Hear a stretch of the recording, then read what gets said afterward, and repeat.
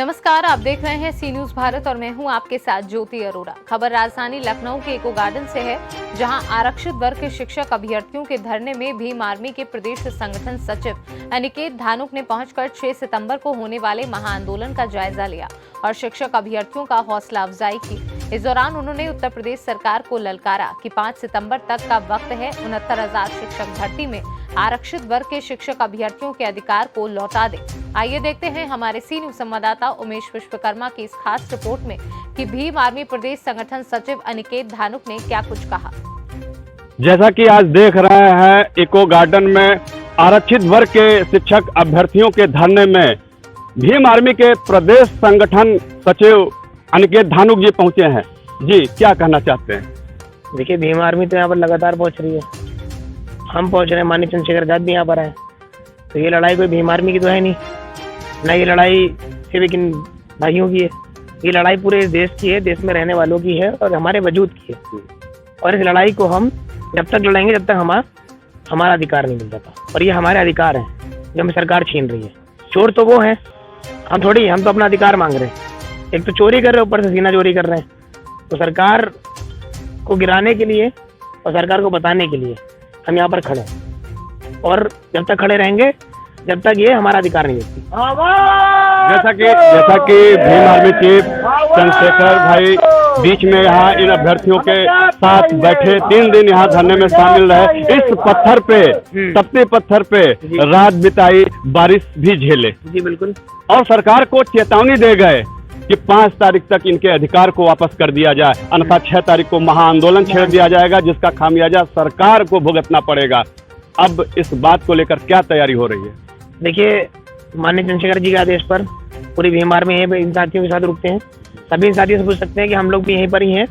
और ये जज्बा जो माननीय चंद्रशेखर आजाद जी के आने के बाद हुआ है, सरकार में हलचल मची है कि अब कोई आ गया है इनकी लड़ाई लड़ने के लिए, तो उन्हें पता चल चुका है। तो तैयारी तो चल रही है, अब समाज जाग रहा है। ये लड़ाई जो है गाँव तो चली गई है, गाँव के लोग आ रहे हैं।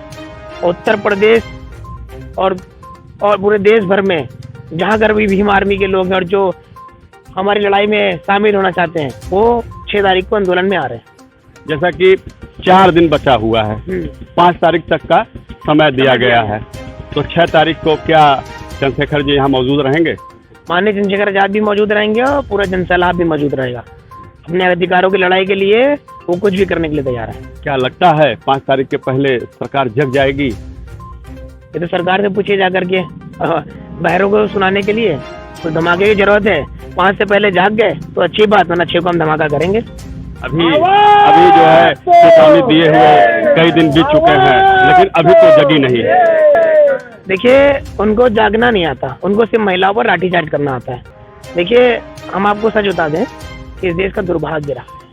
ये बातें तो बड़ी बड़ी करते हैं, महिला सुरक्षा की बात करते हैं, मिशन शक्ति की बात करते हैं, बेटी बचाओ बेटी पढ़ाओ की बात करते हैं, और ये पत्थर में मूर्ति और देवी मानते हैं, माता मानते हैं। और उस देवी जो असल में देवी है, जिसने पैदा किया आपको, उसकी इज्जत नहीं करते। तो मैं 2 लाइन कहना चाहूँगा कि इतिहास में पहली औरत कौन थी जिससे सबसे पहले जलाया गया, मैं नहीं जानता, लेकिन जो भी रही होगी मेरी माँ रही होगी। मेरी चिंता इस बात की है कि भविष्य में वो आखिरी स्त्री कौन होगी जिसे सबसे अंत में जलाया जाएगा, मैं नहीं जानता, लेकिन जो भी होगी मेरी बेटी होगी। और ऐसा हम सब नहीं होने देंगे। अब ये इन्होंने लाठी चलाया, हमारी बहनों पर हाथ टूटा, पैर टूटे, हमारे भाइयों पर। ये देश का भविष्य है। और आप बताइए, युवा देश का भविष्य है। अगर युवा ही जेल में रहेगा, युवा के हाथ पैर टूटे रहेंगे, युवा कैसे आर्मी में जाएगा, कैसे पुलिस में जाएगा, कहीं और दुनिया से आएगा, कोई दूसरे प्लेनेट से लाएंगे क्या योगी जी या मोदी जी? ये लोग ही तो यहाँ पर रहते हैं। ये लखनऊ में जो यहाँ पर लोग आंदोलन कर रहे हैं 75 दिन से हो गए। हम आपको बता दें कि अगर हमारी मांगे नहीं पूरी करें तो 75 साल भाजपा को पीछे करेंगे। आप 75 दिन तो आज हो गए हमारे, हम 75 साल पीछे करेंगे भाजपा को, वो दोबारा पनप नहीं पाएगी। फिलहाल अपने समाज को जगाने के लिए क्या एक संदेश है, क्या अपील है? समाज जाग रहा है। समाज जागा ना होता तो आज यहाँ पर ना होता। समाज जाग रहा है। और मैं अपने देश के युवाओं से कहना चाहता हूँ कि देखिए, अभी देर नहीं हुई है, अभी आपके और अधिकार छीने जाएंगे, अभी और कुछ किया जाएगा। अभी तो हमारे पर लाठीचार्ज किया जा रहा है, हमारे लोग, ये पुलिस के जो लोग हैं और युवाओं को सामने सामने भिड़ा रहे हैं।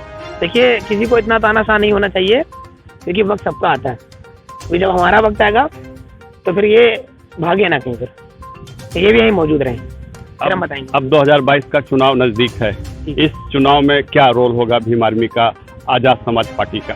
देखिए ये तो आंदोलन की जगह, यहाँ तो चुनाव की बात नहीं करना चाहता, लेकिन हाँ जो फिर भी कहीं न कहीं कोई कड़ी होती है जो चुनाव का मुद्दा बनती है। जो सरकार हमारे भाइयों को, हमारे साथियों को, हमारे समाज को अधिकारों से वंचित करेगी, उनके अधिकार छीनेगी, तो यही युवा उन सत्ता को बेदखल करेंगे सत्ता से। ये युवा आज चाहते हैं चंद्रशेखर जी सत्ता की चाबी अपने हाथ में लें। तो बिल्कुल, जिसको युवा चाहेगा वो सत्ता में रहेगा, जिसको युवा नहीं चाहेगा हमने नहीं चुना इन युवाओं ने नहीं चुना, उन्हें ईवीएम ने चुना। इन युवाओं ने चुना होता तो फिर ये हाथ थोड़ी होती। तो भाजपा सत्ता में बैठी है तो ईवीएम के सहारे बैठी है। ईवीएम के सहारे बैठी है, सरकारी कर्मचारी उनके इशारों पे काम कर रहे हैं, ऐसे थोड़ी चलेगा। अब यही युवा है सत्ता से बेदखल करेंगे, तो बहुत जल्दी कई आंदोलन आपके सामने भीम आर्मी माननीय चंद्रशेखर आजाद जी की द्वारा देखेंगे आप। आने वाले चुनाव में आजाद समाज पार्टी सभी सीटों पे चुनाव लड़ेगी या गठबंधन करेगी? देखिए वो तो हमारे कोर कमेटी माननीय चंद्रशेखर आजाद जी तय करेंगे, और भाजपा को रोकने के लिए हमें कुछ भी करना पड़ेगा तो हम करेंगे। फिलहाल राजनीति के मैदान में, चुनावी समर में आजाद समाज पार्टी कूदेगी जरूर?